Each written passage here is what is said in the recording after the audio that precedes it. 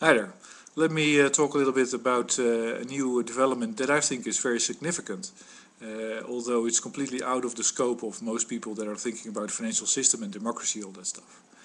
But I think it's more important than anything that you will hear. Uh, why? Well, because whatever you hear in the media is usually a one-way street, one-way communication. It's usually about something that's wrong, that has to be fixed. It's never about who's going to fix it and when it's going to be fixed. And there's a basic flaw in the whole regurgitation of the reality that we do. So we go like, there's a turd in my lawn, there's a turd in my lawn, there's a turd in my lawn. Oh, there's a turd somewhere else.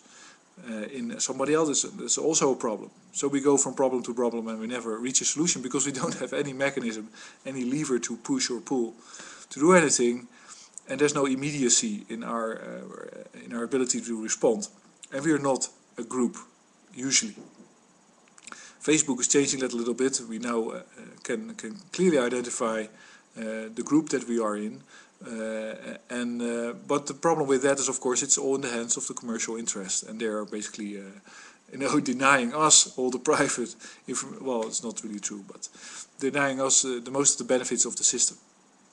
If it becomes disruptive to the order that's being created by big companies, by primarily the energy companies and the banks, then it won't be allowed. It won't happen. There will be a legal case against it, and it will be gross disruption of privacy, while Homeland Security will be seeing your Facebook credentials, all that stuff. Everything you communicate through Facebook will be known to the US intelligence services, and it doesn't make them blush. The solution to undemocratic use of power has to be thought through. It's not bringing it to light and telling the truth. That's not it. Because what it really is, that power, is ability to change your behavior. And the way your behavior is changed is either by somebody physically standing in front of you and keeping you in check. I've seen those police officers during the demonstration here in The Hague recently, which was for subsidies for the arts and culture.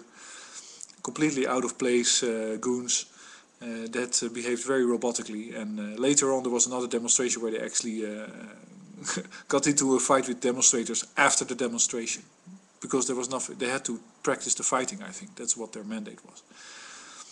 But that's one way. You have to have a goon, or you have to have a monitoring. So somebody keeping an eye on you, and of course then you can be punished by blocking everything you have. So blocking your cash, your money, and that's circumvented if you simply cooperate with each other. There's a cost to the whole policing thing, which is a very democratic thing, because let's say if you have a police force, that's good, because you don't want to have burglaries and you don't want to have people driving their cars at ridiculous speeds and killing children, driving through your town, all that stuff, not dumping pollution everywhere, all that stuff. You have to have police for that. That's good. But of course, if the police would do something unacceptable, like in Mumbai or some of these places, the police was accused of raping people, practically quite often, raping women, of course. And there was a public revolt, and there's no effectiveness of police against a public revolt. If everybody today decides to throw in the window of his neighbor's house, gets outside, finds a stone and throws a stone, there's no police force in the world that can stop that, because it's only a percentage, and it's only to catch the outliers in behavioral, let's say, principles, and so that's the burglars. At least you hope so. That's basically the theory. It's found in Holland that most police officers try to get away from any scene of violence because they don't want to get hurt. But and of course, if you want to increase the power of the police because you want to do something that is simply not in accord with 99% of the people, then you have to start monitoring everything. You have to create a homeland security. You have to, let's say, break all the privacy laws and pretend there's nothing wrong with having access to somebody's position in the world, on the planet, at any time of day, even though it means that you can see where he is, go to his home, break his lock, get his television, get out, and you are just 100% sure that you won't be caught because the guy is not home. And you're the police. You can do all kinds of stuff, and it's people's work. So it basically there shouldn't be these powers in the hands of individuals that you don't even know. Let's say my proposition for ubiquitous monitoring is, okay, it's fine, but then everybody has to have access to every camera that is somewhere. And not some people behind screens having access to it and you not knowing who's looking at you. That's just antisocial. That's not democratic. But the big thing that is happening is that there's two types of systems emerging at the moment. And they both have to do with mobile devices. And I guess the mobile devices are like a supercharger of democracy. They can be, but you have to, let's say, realize that potential. The two things are basically that you will get fast money in the hands of the people. So right now it's fast money is only in the hands of financial institutions like banks and stock exchange markets and traders and all this stuff. And it's also it's always like, say, an authoritarian situation in which you have to trust. It's like, well, you have 5 million, I can make it 6 million, but you have to trust me. Give the 5 million to me, or you won't get the prize. And then, of course, screw you, you won't get a prize. I just lost your 5 million, go fuck yourself. That's basically the attitude of the financial system. But it's like, it's either you win, or either you take the gamble, or nothing happens. It's actually a basic question. Can you get your money out of the system? Because buying gold is discouraged. I just heard about a guy with really a hell of a lot of money. He must be talking to bankers because he sold his gold. But the other thing that's happening, which is, I think, the democratizer, if it's used correctly, and that is direct communication between web browsers, which is a very low-cost thing, but a very new thing, which means that you can monitor anything, anywhere, all the time, through internet, and you have real-time information. You might say, well, how is that so interesting? Well, it is interesting because it means that you can group together at any time. You don't have to go to Facebook and click on it. You can do it through your mobile phone, independent of Facebook. You can do it anonymously. How do you group? Well, you put a little money in, and you allocate the money towards a certain target, a certain goal, or a certain agent. So it can be a person that you're actually supporting. And with whom can you do that? Well, you can do that with millions of people at the same time. You can watch the whole process real time. You can basically watch it, say, okay, we're now 500,000 people are now supporting agents A to Z, 500 agents to run up to let's say the Statue of Liberty, whatever, and sing a song. Flash mob, everybody knows the concept.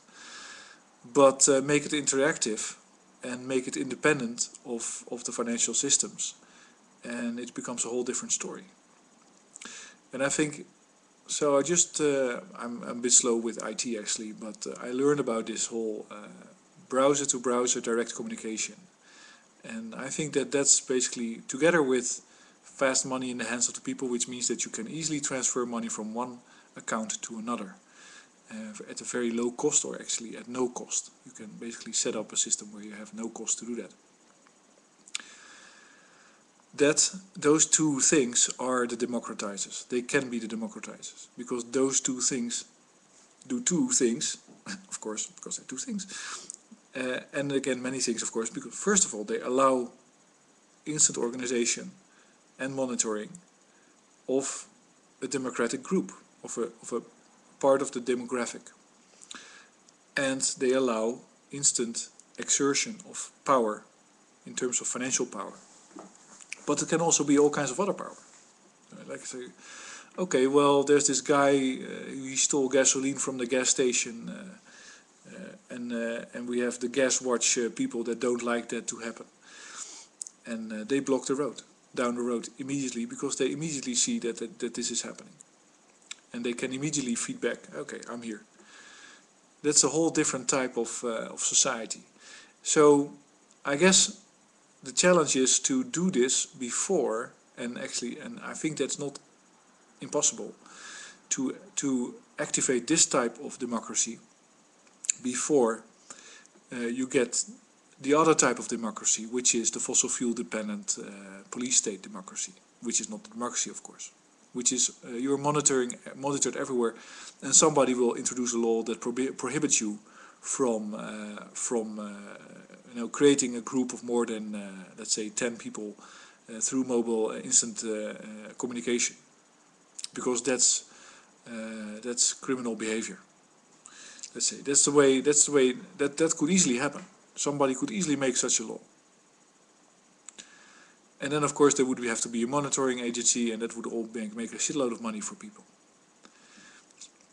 You see, because and there's some real good things happening in my society. But just to give an example, you see, I was in the summer. I visited a little exhibition about human slaves, sex slaves, slavery. It was in The Hague here, and it was horrible, of course. And these people were then. It was about a girl that was kept in London, in one of these streets, and really she was suffering a lot. And of course you can see that in her diary. It's just very, very disastrous to have a situation like that, to have a human go through that. You don't want that. But it's in the street in London, and London is full of people. All these people can do something about it, and none of them did. Why? Well, because they could not. First of all, they felt weak because they cannot organize, they cannot see each other. That's what the Occupy movement is also doing for people. They can see each other. Sadly, they see other people that are very happy to be seen, but not very, let's say, knowledgeable and able to do something about it. But what you need is let's say, a girl's in distress somewhere, and you can instantly see, like, hey, there's 500 guys that do not feel any hesitation to come together and fix this right now. And that's I think a good thing. It's not. And you see that in Amsterdam now. They say, well, we legalize prostitution, but it wasn't a very good choice, because actually we didn't protect the women in prostitution. That's simply because it's a let's say a current topic in Amsterdam, which is basically Holland is basically demolishing some of the bulwarks of mafia, because I think they try to make sure that we get a clean country, because otherwise, if you allow mafia in, if you allow organized crime in, and you don't monitor it, you'll be working for Russia all the time. And we're trying to get away from Russia, because we have our own gas economy to run. Or it's a deal with Russia to do that, to basically clean up and only allow the mafia that is Putin directed, which might be a very good thing. I don't have an opinion about that.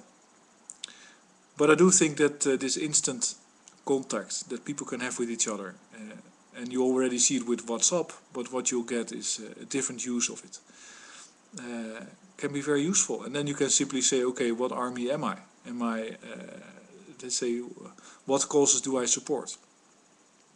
What things do I want to put a little money in? And I only have to put in 5 cents or 10 cents because I'm 20 million people. And I can do this. There's really no stopping, I think, if, take this concept and think about it. That I would think it's very interesting to hear people talk about it and say what they think about it. Because this is how you break lobbyists. This is how you break everything that is controlled through money force, money power. And the other option that only remains then is physical power. And that's not an option either, if you have fast money in the hands of the people and fast organization in the hands of the people. Anyway, so I'm actually working on a website doing something like that. I have to watch my time, and I hope this was interesting and hopefully even a little bit inspiring. Thanks for listening.